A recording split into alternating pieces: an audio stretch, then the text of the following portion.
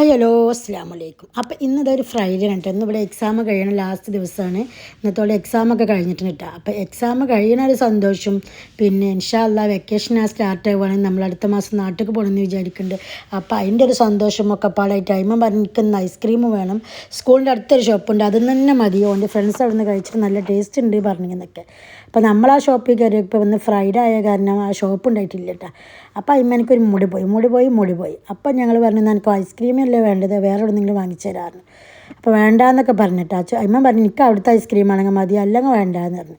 ആച്ചു പറഞ്ഞു എനിക്ക് എവിടെ നിന്നായാലും മതിയായിരുന്നു. അപ്പോൾ നമ്മൾ അടുത്തൊരു സൂപ്പർ മാർക്കറ്റിൽ കൊട്ടു. അപ്പോൾ കാക്കോട് സൂപ്പർ മാർക്കറ്റിൽ നിർത്തിയിട്ട് പറഞ്ഞു എന്താച്ചാൽ വാങ്ങിച്ചോളി എന്ന് പറഞ്ഞിട്ട് അവിടെ നിർത്തി തന്നു. അപ്പോൾ ഞാനും ആച്ചു അയ്മനും കൂടി പോയിട്ട് അവിടെ ഐസ്ക്രീമൊക്കെ തപ്പി. പക്ഷെ അയ്മന സ്കൂളിൻ്റെ അടുത്ത ഷോപ്പിലത്തെ ഐസ്ക്രീം വിചാരിച്ചുകൊണ്ടായിരിക്കും ഓനക്കൊരു സുഖം ഉണ്ടായിട്ടില്ല. നമ്മളൊരു കാര്യം വിചാരിച്ചിട്ട് നമുക്കത് കിട്ടിയിട്ടില്ല, വേറെ കിട്ടിയാലും നമുക്ക് അതിന് പകരമാവില്ലല്ലോ. എന്നിരുന്നാലും തപ്പിപ്പിടിച്ച് വേറൊരു ഐസ്ക്രീമൊക്കെ എടുത്തിട്ട് ഞാനും അയ്മനും അമലിനും കോൺ ഐസ്ക്രീം എടുത്തത്. ആച്ചു ഒരു സ്ട്രോബെറി ബാർ എടുത്ത് കിട്ടാം. എവിടെ പോയാലും സ്ട്രോബെറിൻ്റെ എന്ത് കണ്ടാലും വലിച്ചു വാരി എടുക്കുന്ന സാധനമാണ് എൻ്റെ ആച്ചുമ്മ. അങ്ങനെ ഐസ്ക്രീമൊക്കെ തിന്ന് നമ്മളിതാ വീട്ടിലേക്ക് പോരുന്നോണ്ടിരിക്കുക കേട്ടോ. നമ്മളിന്ന് ഫ്രൈഡേ ആയ കാരണം ബിരിയാണി ഉണ്ടാക്കി ദമ്മിട്ട് വെച്ചിട്ടാണ് പോന്നിട്ടുള്ളത് കേട്ടോ.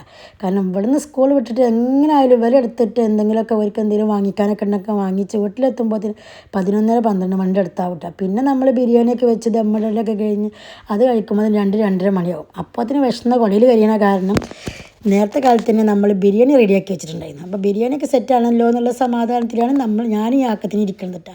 അങ്ങനെ നമ്മൾ വീട്ടിലെത്തിയിട്ടുണ്ട്. പിന്നെ നമ്മൾ ബിരിയാണിക്കുള്ള ചിക്കൻ മസാല തേച്ച് വെച്ചിട്ടുണ്ടായിരുന്നു കേട്ടോ. അപ്പോൾ നമ്മൾ ആ ചിക്കൻ ഇതാ ചെന്നൈക്കിന് ചിക്കൻ ഫ്രൈ ചെയ്തെടുക്കുകയാണ്. പിന്നെ നമ്മൾക്ക് ഇന്നലെ മുഹറം 10 നോമ്പായ കാരണം നമ്മൾ ഇന്നലെ മട്ടൻ പുലാവ് കൊടുത്തിരുന്നു കേട്ടോ. അപ്പോൾ അതിൻ്റെ ബാക്കി റൈസ് ഉണ്ടായിരുന്നു. അപ്പോൾ ഞാൻ അതും ചെറുതായിട്ട് ദമ്മിട്ട് വെച്ചിരുന്നു. രണ്ടും നല്ലവർക്ക് കഴിക്കാമല്ലോ എന്നുള്ള രീതിയിൽ. അങ്ങനെ അതാ നമ്മളെ ബിരിയാണി ഇത് അടിപൊളി സെറ്റായിട്ടുണ്ട്. അപ്പം നമ്മൾ ഉള്ളിയും തൈരും ബിരിയാണിയും ചിക്കൻ പൊടിച്ചതും ഒക്കെ കൂട്ടിയിട്ട് ഉച്ചക്ക് ലാവിഷായിട്ട് ചോറൊക്കെ ചോറൊക്കെ തിന്ന് ഒന്നുറങ്ങി നീറ്റപ്പോൾ അതാ കിടക്കണ നല്ല അടിപൊളി നാവൽ പഴട്ട ഷോപ്പിലുള്ള ചെക്കന്മാരോട് മരത്തിൽ പോയി പൊട്ടിച്ചു കൊടുക്കുന്നതാട്ടോ. അപ്പോൾ അച്ഛൻ്റെ അടുത്ത് കൊടുത്തയച്ചതായിരുന്നു. കുറേ ഉപ്പിട്ടിട്ടും മുളകിട്ടിട്ടും വെറുതെ തിന്ന് പറഞ്ഞ പോലെ ഞങ്ങളത് തിന്ന്. നാവൽപ്പഴത്തിന് എന്നും നല്ല ടേസ്റ്റാണല്ലോ അല്ലേ.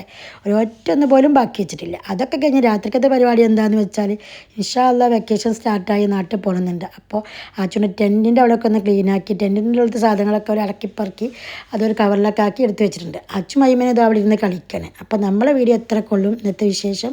അപ്പോൾ നമ്മളെ വീഡിയോ ഇഷ്ടപ്പെട്ടാൽ ലൈക്ക് ചെയ്യണം, ഷെയർ ചെയ്യണം, സബ്സ്ക്രൈബും ചെയ്യണേ. അപ്പോൾ അതാ പുതിയൊരു വീഡിയോ ആയിട്ട് വരും വരെ ബൈ. അപ്പം ഞാൻ അച്ഛൻ്റെ ട്രെൻഡിൻ്റെ ടോളിയൊക്കെ എടുത്തേക്കട്ടെ കേട്ടോ. അച്ഛൻ്റെ ടോളിയൊക്കെ കഴുകി വൃത്തിയാക്കിയിട്ട് കവറാക്കി വെക്കാം. ഇനി വന്നു കഴിഞ്ഞാൽ അച്ഛൻ ആദ്യം തപ്പ് അതൊക്കെ വെക്കാനും. അപ്പോൾ ഓക്കെ ബൈ.